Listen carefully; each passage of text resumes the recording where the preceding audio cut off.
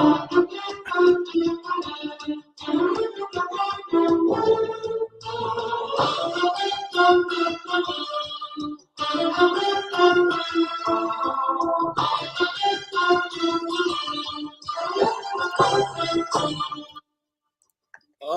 a suddenly not so casual Sunday afternoon in February 2023, it is NFL Sunday. It is Super Bowl Sunday. It is Super Bowl LVII 57 in Arizona. It is the Shark and the Gun. It is Sharky Waters Nation. 9 words of lifestyle. Ride the wave or get out of the water. Guns picks. What's going on this afternoon, my brother? Man, oh man, the season ends today, folks. Then you have 7 months without football. So bask in it. Enjoy the game. This is going to be a fun one here, folks. We got different looks. We're seeing things a little bit differently as far as the side goes. But hey, it doesn't matter because we've had an absolutely electric season, and hopefully in the process, you not only learn stuff from us, but you also made some money with the picks that we've been giving you. So here's the last pick of the NFL 2022-2023 season. Let's get it going. Let's get it rolling. I'm ready. Fire it up, baby. It on a suddenly not so casual 7-point sharp Sunday. Thrown to the gun. First pick. A disagreement pick. This will be a debate. The Shark and the Gun going at it. First official play. Guns picks. Looking at the AFC champion, Kansas City Chiefs. I'll say this before we actually get into the pick. This is a tough game, okay? The two best teams are in the Super Bowl here, folks. I think that anybody that tells me whatever side they're on, I can see the argument on this one. I personally am going with the KC side on this one, and let me tell you what's going on with this one. So you got to break this down from offense, defense to the offensive line, defensive lines here. So you have KC, number 1 passing offense in the league in DVOA, and they're number 9 in rushing.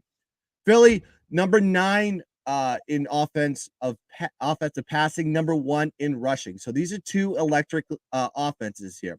Now on the defensive side of the ball, this is where Philly does have the edge on this one. KC's ranked 20th in DVOA, 15th against the run. And now you got to look at the other side on this one for Philly. They are ranked 7th in DVOA. First in DVOA in defensive passing and 21st against the run. So if there's a weak spot for the Philly defense, it's stopping the run. Now you got to look at the offensive lines for this team. On the Philly side, this is kind of interesting because you would think they'd have a pretty decent line. Running the ball, they're number 7 in DVOA. They're one of the best rushing pass rush blocking offensive lines.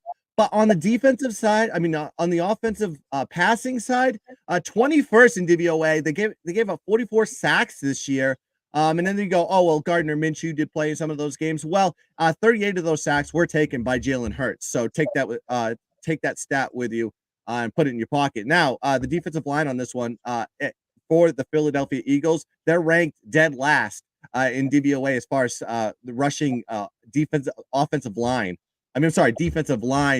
statistic, but they're the number 1 against in the pass rush. They've put up 70 sacks this year to their opponents. Now you look at Philly on this one, their offensive line is actually really good on both sides of the ball, whether it be the run or the pass. They're ranked 9th in DVOA run blocking and 5th in pass blocking. They've only given up 26 sacks this year, which is ranked 3rd overall as far as an offensive line unit. Now, the defensive line on this one, they're a good pass rushing team. They put up 55 sacks this year. They're ranked 3rd. So this team can get to the quarterback, which is going to be a concern, especially when you look at the pass blocking for Philly on this one, ranked 21st in pass blocking. They do give up sacks. So I think that's going to be a key element. Putting pressure on Jalen Hurts is going to be a key factor in this game, and if they can stop the run. Now you look at the situation on this one. You have 2 quarterbacks that are hurt, right? So you have Pat Mahomes, that we all know has a high ankle sprain. It's probably a severe one. It seemed like a severe one. He got reactivated in the Cincinnati game, and we don't know if that's going to be a huge factor in this one, considering it takes you about 8 weeks or maybe even longer with a severe one to heal. I've personally had one and I could play, but it definitely hinders your mobility to a T. So you're not going to really see Pat Mahomes doing the crazy backyard scrambling that he normally does. But we'll see how the ankle holds up. On the other side, Jalen Hurts, I believe he did reactivate his injury versus the Giants in the third quarter of that game, and that really affected a lot of his long throwing. That is really depleted, and that's been a huge bread and butter for the Philadelphia Eagles offense. AJ Brown is probably going to be taken out of the game if he can't get the ball down the field. Devontae Smith, they're going to have to cut the field down into sections and kind of go methodically down the field. Thankfully, they have a good run game in Miles Sanders and Jalen Hurts on that one, so they may be focusing a little bit more on the run on both sides of the ball for that factor. And we'll get into props in a second. But I can't get off the fact that I'm getting KC as a dog. Granted, they were a dog once this year. Shark and I talked about this against Buffalo, but that was kind of a revenge type of situation for that one.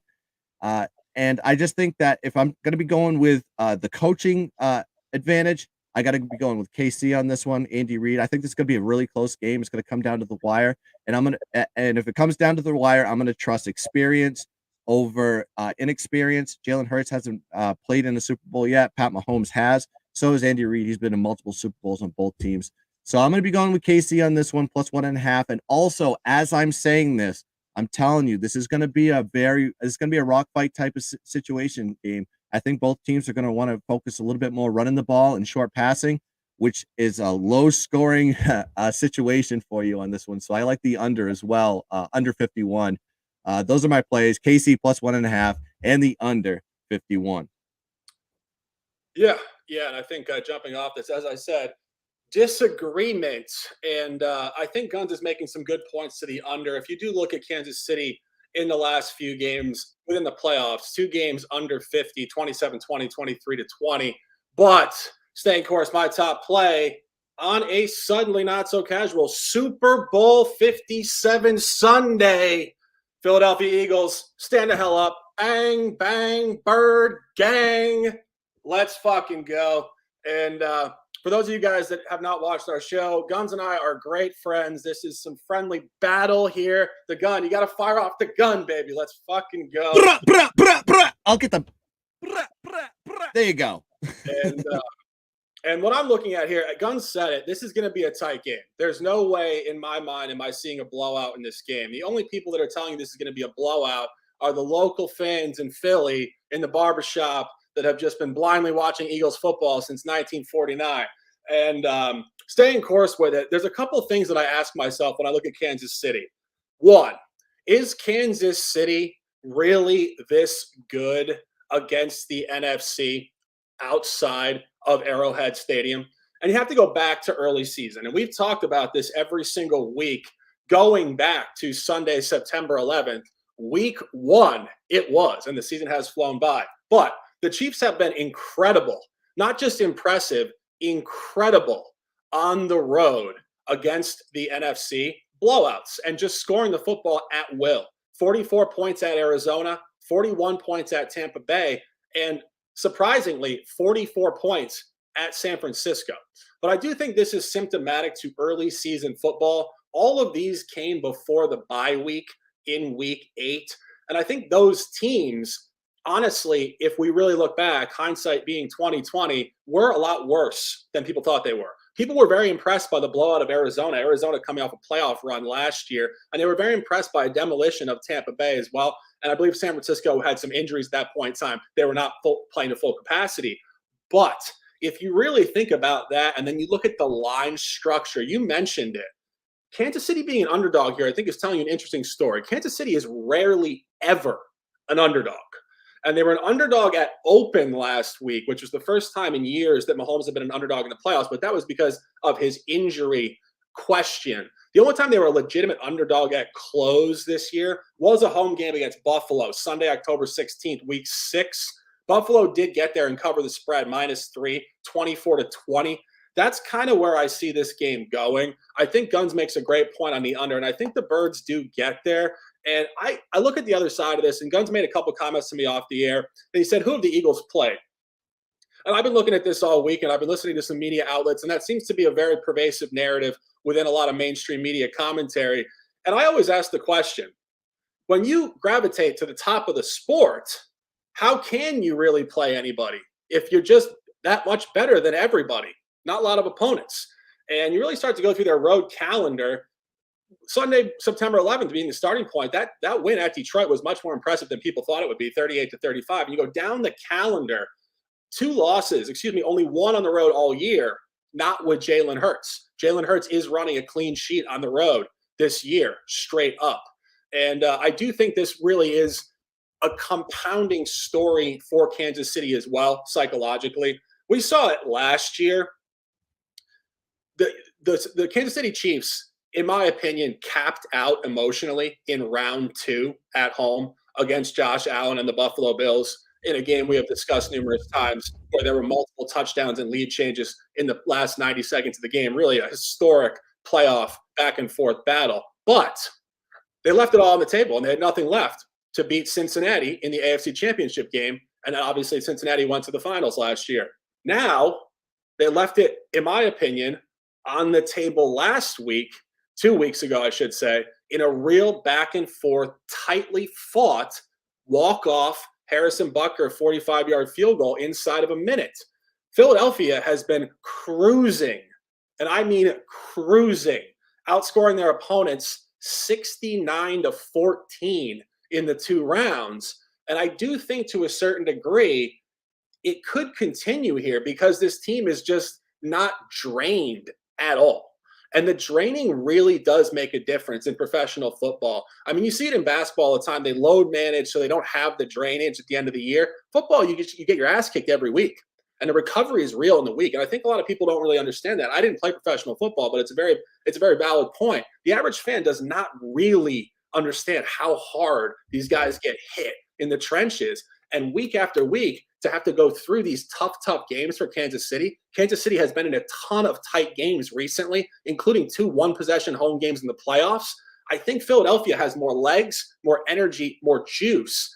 And that does lead me to the official play. Philadelphia Eagles -121, 1 unit. And Guns, going to some props. You mentioned Isaiah Pacheco, a product out of Rutgers University, New Jersey. Very impressive stuff. I had mentioned in the AFC title game, I thought he would go over receptions as a reaction to Patrick Mahomes having the high ankle sprain, lacking mobility within the pocket to throw downfield, and also, of course, scramble and run himself. And Pacheco had, I believe, 3 or 4 catches just in the first 20 minutes of the game. It was really clean living there. You're going to the running side of this, and you're taking Pacheco over 47.5, 1 unit as a prop.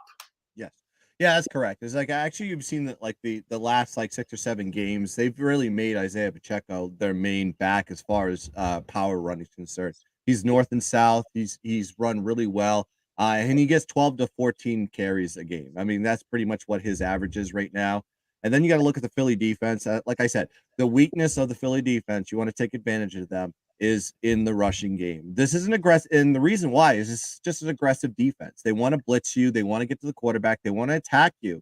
And that really makes it tough. That's what makes them such a great passing defense, is because you have to hurry, you have to rush, and you make bad decisions passing the ball.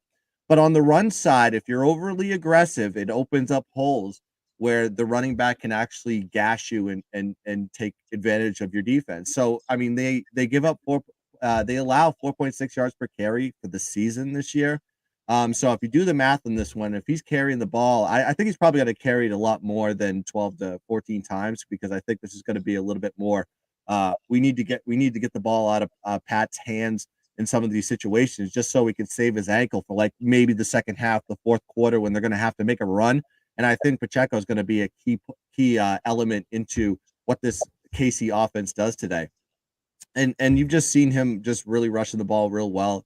So I think I know McKinnon's part of that too, but I think they want to use McKinnon as more of a third down back, and we'll get to that prop in a second. But I think he's going to be more utilized in the passing game than he is in the rushing game, and they're going to use Pacheco more in the running game. So I like over 47.5 as the prop on this one. That's going to be the play for me. Yeah, and I'm dropping one prop, and I want to give a shout to Gilles Gallant, my guy, and Guns was working with Gilles the other night. Mm-hmm.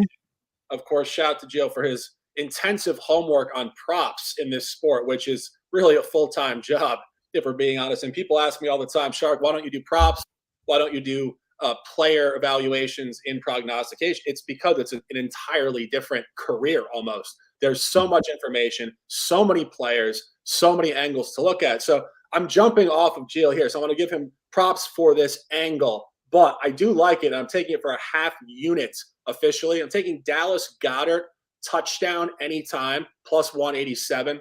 And I think what you're looking at here really is a great line number. And you guys know I love numbers more than I love narratives, because if Vegas sports books are telling us a probability expectancy with the number, it's telling me the story I want.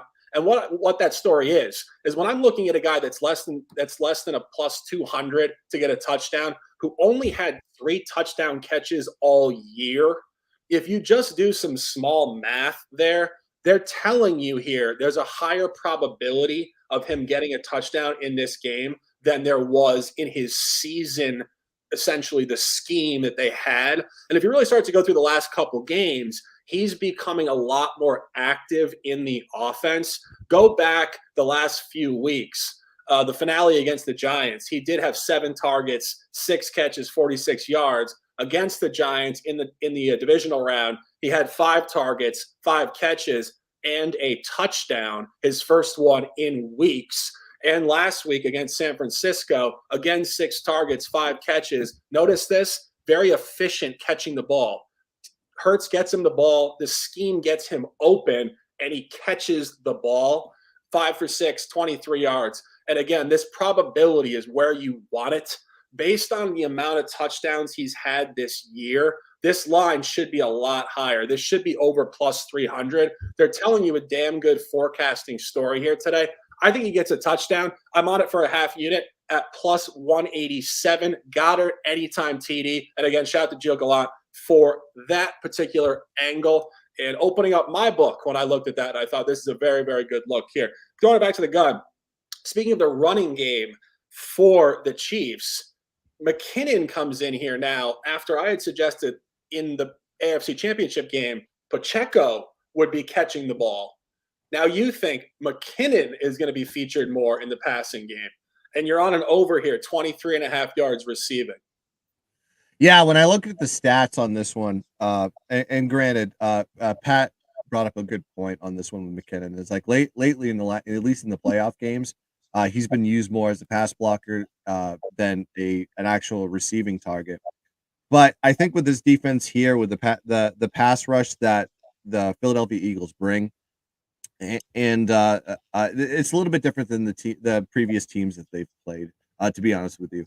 And I'm getting it for 23.5. And I just think it's a low total in this one. But if you actually look at McKinnon in a 7-game sample prior to the playoffs, he was crushing this over on his receiving yards. And you're getting it really low here. This 23.5 would have hit in 5 out of his last 7 games. And granted, they didn't hit in the last 2 because he only had 17 yards last week and he had 0, I think, against the Jags.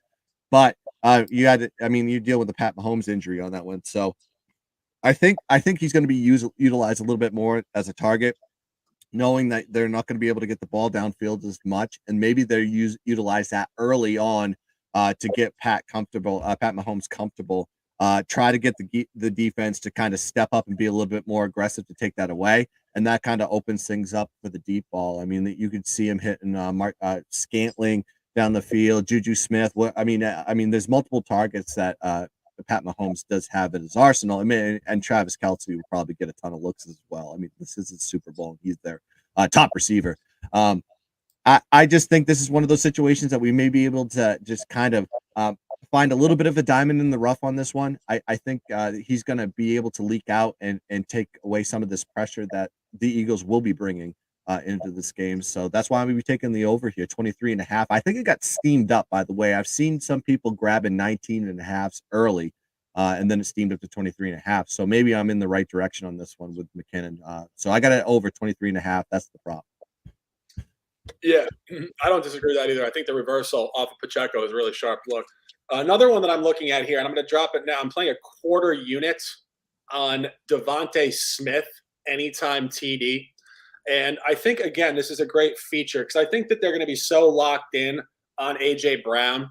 But I think Devontae Smith is also really starting to come into his own as a pro. Obviously, Heisman Trophy and the whole thing coming out of Bama. But this guy has had some integration point in this season, and you really start to look at where he's coming in the last couple games. Very similar stuff to what I mentioned about Dallas Goedert.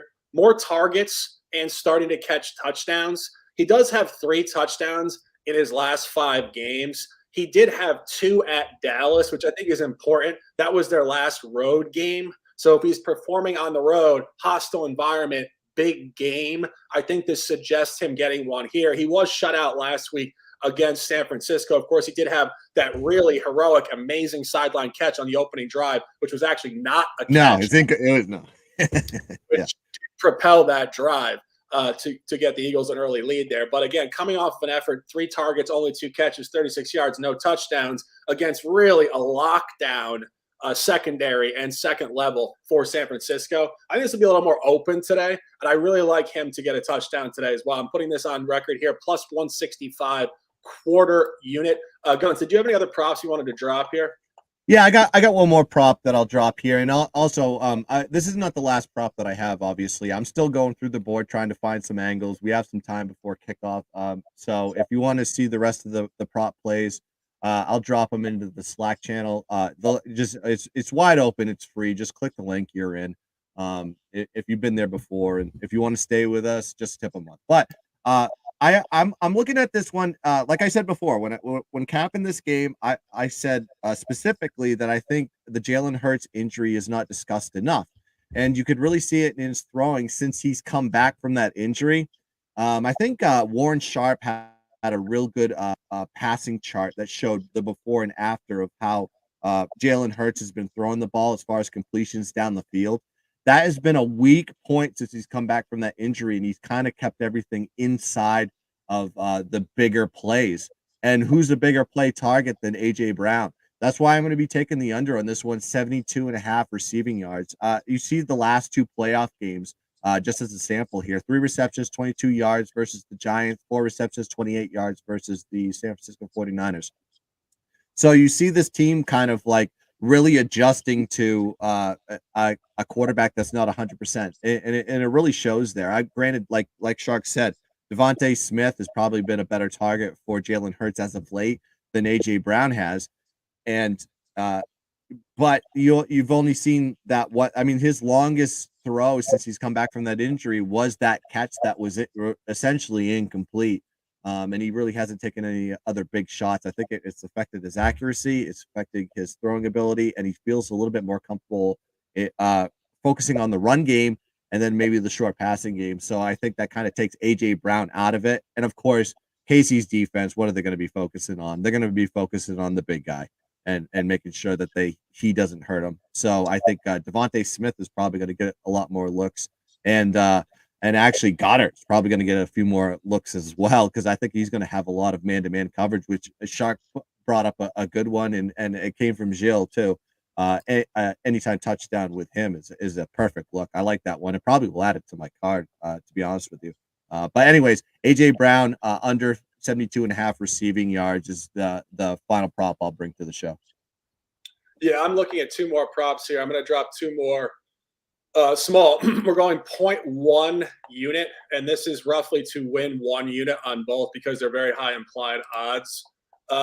First one, excuse me, guys. I just got out of a workout here. Prepping the beers for later as the gun cheerses us with Viva Seltzer. Shout out to you guys in the Viva Seltzer parade. Cheers up, fears down. Down, baby. And I can't wait to have a couple beverages. See you guys in the chat. Cheers to you guys. Obviously, Super Bowl Sunday. It's going to be a hell of a fucking day. I cannot wait to get into the beverages. But staying course here, we're dropping 2 slightly abstract props. First one, 0.1 units. Any kicker to make a field goal over 60 yards, plus 800.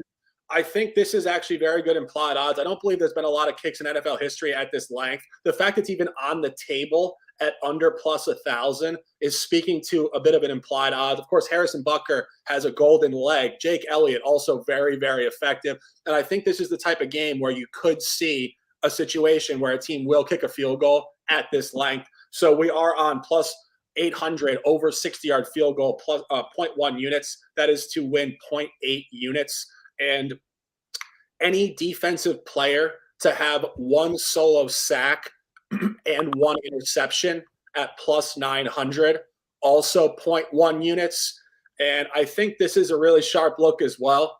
I think that, to be honest with you, we're very due potentially to have a defensive player be MVP of the game. It sounds ridiculous. It's very abstract and potentially anecdotal, but there hasn't been a lot of these in NFL history. Of course, I remember Larry Brown in the 90s, obviously a couple picks for the Cowboys off, I believe, Neil O'Donnell on the Steelers. Just thinking off the cuff, the youth of America in the 90s. It was a beautiful time. But I do think there's a lot of guys on both sides of these defenses that absolutely can rush the passer and can get some picks. And as Guns mentioned, sharp look in the game is probably towards the under. That suggests defense. It suggests pressure. And again, with Patrick Mahomes having a lack of mobility and potentially Jalen Hurts having some sort of injury himself, I think you might see some loose balls thrown. I think you might see some tipped balls. And I think there's going to be more pressure than people think. I think you have a lot of different suspects on both defenses that can get one pick and one sack in this game. I like this quite a bit. We're at 0.1 units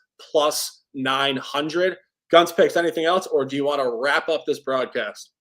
Yeah, I mean, like I said, I'll have some more props. I just got to go through the board. There's so much to look at here, folks. So I want to be able to go through there and make sure that, like, if I'm going to be making a play on this one, that it makes sense to what has historically happened with the data. But I mean, Shark's making some good points. I mean, some of that stuff I'll probably have on my card myself. I mean, I know for sure that Dallas Goddard anytime touchdown will definitely be on my card. So I like that one. And like I said, I'll have some more picks coming up before kickoff.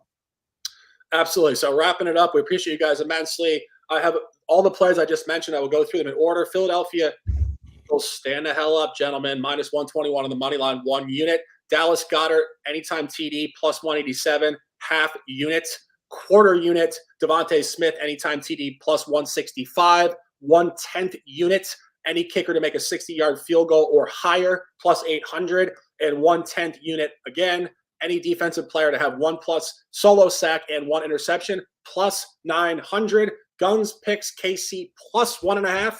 An opportunity to battle on the show, the Shark and the Gun here. Under 51 in the game, over 47.5. Isaiah Pacheco in the rushing game, and McKinnon over 23.5 receiving yards. Last show of the season, college football and NFL. We cannot appreciate you guys more. We know every week you got 10,000 angles to watch NFL broadcasts. We try at the top level to bring you the best hype, analysis, picks, and conversation. You guys in the chat, you guys watching, you make the show. We bring you the energy. Your energy to us inspires us to put out our absolute best product. We appreciate you guys so much. We will be back next fall, sometime in August. The year's going to fly by. Guns picks, a pleasure. It has been. Close them out, and let's dominate. Hey, don't get so sad there, folks, because you're still going to see our ugly mugs on this channel as we converge into the Sports Wagering Network, SWN style. And it's going to be an absolutely electric year. We're going to bring basketball content, baseball content, and then we'll go right back into football again, baby. And it's going to be a beautiful time. So please like, subscribe to the channel, and comment, and tell your friends, tell your mother, tell your sister, tell your brothers, and tell your dog if they want to come and check us out. It's been a great season. Hopefully we made you some money. I know when I go to give my year to date in the NFL, it's going to be up no matter what happens in this game. So let's have ourselves a damn Sunday. Let's dominate the board. And as always, let's keep dancing.